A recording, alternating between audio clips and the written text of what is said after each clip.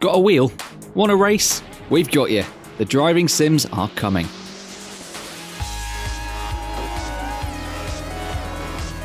Racing with a gamepad can be great fun, but no one wants the sim racing police to bust down their door and take them away to spend a night in the cells. If you're serious about virtual vehicular control, you need a force feedback wheel, like the Logitech G29 we use in the office when a new sim pops up. With that setup, racing sims come alive and let you in on subtle handling details you missed before with a pad. Like the way cars wrestle against you under braking and squirm for traction on a corner exit. In short, it feels like driving a car more than it feels like playing a game. So which sims deserve your time, effort, and ultimately your money? We've been searching for the answers to those questions since PC games came in giant cardboard boxes and had to be retrieved from actual shops on the high street, and we've assembled a grid full of elite racing sims for your consideration. Stick it in neutral and do a quick mirror check while we introduce you to the best racing games to play with a wheel. Dirt Rally 2 is everything you'd want a rally sim to be. Really hard, almost always raining, and incredibly meaty to control with a wheel. There are vintage rally cars to perv over, an entire licensed rallycross championship to contend with, and above all, absolutely peerless vehicle physics. The force feedback from Codemasters here is top-notch, conveying the weight of your car perfectly as you fling it this way and that through muddy tracks and dangerously narrow bridges that someone evidently thought it would be a good idea to plot a rally through. Thanks for that. That feeling of weight is incredibly important in a rally game because to be effective at high speed, you're constantly counter-steering to keep the rear end at the edge of traction, and a force feedback wheel like the trusty G920 or G29 articulates that edge better than anything. Right. If you're looking for that rarest of racing sims, the master of all disciplines, jack of none, Project Cars 2 is your crazy fever dream made glorious reality. Somehow, Slightly Mad Studios have made IndyCar, Rallycross, hypercar racing, and chucking a street-legal hatchback up Eau Rouge all feel utterly convincing in the same game. And look, it's great to play with a pad and a few assists on, but it's only when you plug in a good wheel and go full simulation that you notice just how detailed each car's behaviour is.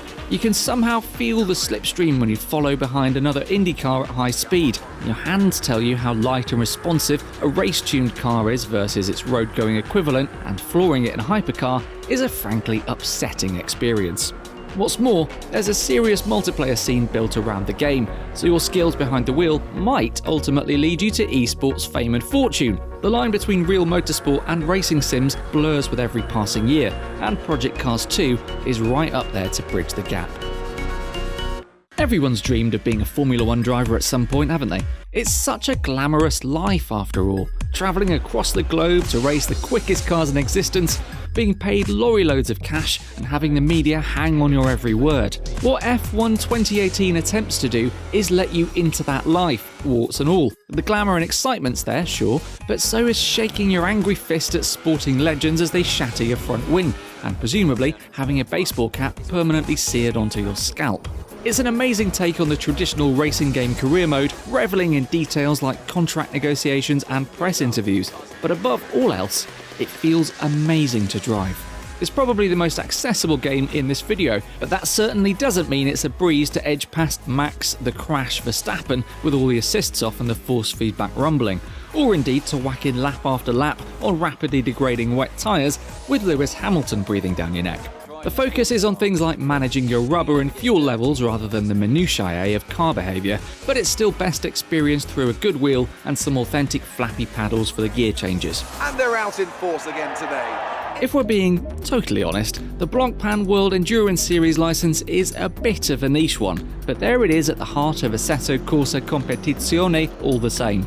And here we are grinning wildly while we play it. This is the sharp end of racing simulation, where every corner requires a deft touch on the wheel and the graceful footwork of a ballet dancer on the pedals. The feeling of vibration from the track and weight distribution through your wheel is best in class, and that makes us suddenly care quite a lot about the exploits of Andrew Watson, Jesse Krohn and Gregory Teo as they race for glory. A quick word of warning though, at the time we're making this video, the game is still in early access and so some content's still to come. That doesn't put us off in the least though. The core bits and bobs are already rock solid, which is what counts in a racing sim.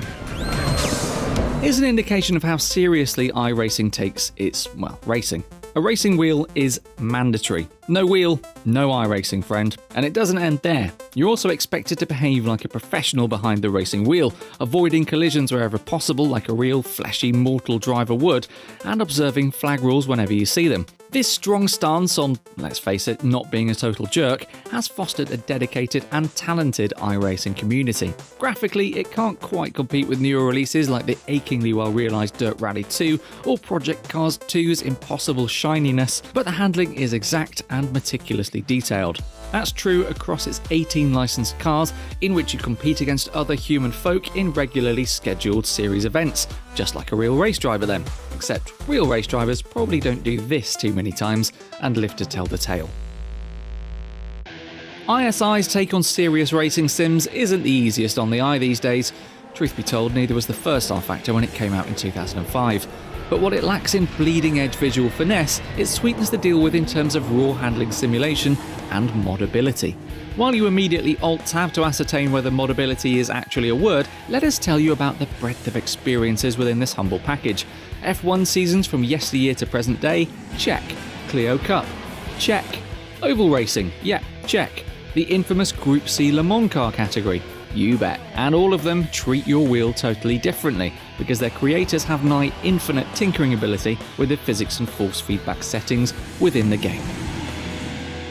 You might consider it a bit of a waste to go to the trouble of setting up a wheel like the G920 or G29, calibrating your force feedback settings, and getting your pedals just where you need them under your desk, just to trundle around stretches of American highway at well under the speed limit. How wrong you'd be. American Truck Sim has surprisingly good wheel implementation, treating your hands to a sturdy road rumble and actually making use of that 900-degree rotation most racing wheels have. Driving feels satisfyingly heavy, and there's a bizarre intrinsic joy in performing those little tasks like flicking your indicator lights on and using your programmable buttons. Perhaps best of all, taking on American Truck Sim with a wheel unlocks the absolute hardest undertaking in sim racing: reverse bay parking an articulated lorry. Seriously, how do people do this every day? Back when they used to be known as Simbin, Swedish developers Sector 3 Studios were pretty much out on their own in the early 2000s, developing the unfathomably realistic GTR sims. Anyone who troubled the sand traps of those games will recognise the sim racing nous in Race Room, a free-to-play title where you pay for the cars and tracks you want to use. WTCC, DTM, GT Masters and the Audi TT Sport Cup are all available for those willing to shell out for them, but whatever car you strap yourself into, you're guaranteed of a totally convincing and ultra-competitive experience. Some people are put off by this free-to-play model, and initially it is a bit disheartening to see so many cars and tracks behind a paywall. But if you commit to just one particular series, there's plenty of depth to keep you going in there, plus the chance to really master the car rather than just sampling it and moving on, like we've obviously done here with this class. It's the oldest game on our list by quite a margin, but boy can Richard Burns Rally still cut it with the young whippersnappers on the grid. Back in 2004, it gained a reputation for its uncompromising approach to rally simulation, which of course is catnip to a certain breed of racing game player. Over the next 15 years, the community just kept updating the game and adding new content, ultimately making it one of the most complete rally games there's ever been. And okay, cards on the table, Dirt Rally 2 probably does have this, a game from 2004, licked for visuals. But the handling still feels uniquely convincing all these years later, and that deserves some evangelizing. All the way from Brazil, Automobilista brings serious simulation chops and great force feedback to the fray, and its journey to release date is quite an interesting one. Developers Razer cut their teeth on the stock car sim series, using ISI's R-Factor 2 engine, and earned a small but devoted fanbase along the way. Automobilista doesn't feature many glamorous racing licenses, but the fact you're racing stock cars and race spec minis doesn't detract from the enjoyment one bit. On the contrary, it actually makes you care quite a lot about stock cars and race spec minis because they're fantastically aggressive racing series. Whatever you want to race though, Automobilista kind of assumes you're using a decent racing wheel. Gamepads just don't translate the impressive handling model quite as well. Watch out, yellow flag. With the virtual wind in our hair and our cheeks all flushed from the G-force, we'll stick it in park and conclude this list of truly excellent driving sims to play with a wheel. Which are your favourites for a nice quiet drive, and which sims would you definitely beat us at? Let us know in the comments below, and we'll promise not to stay up for a week trying to beat your ghost. For more like this, smash that subscribe button and remember to turn on notifications so you never miss a video from us. Until next time, drive carefully and no corner cutting.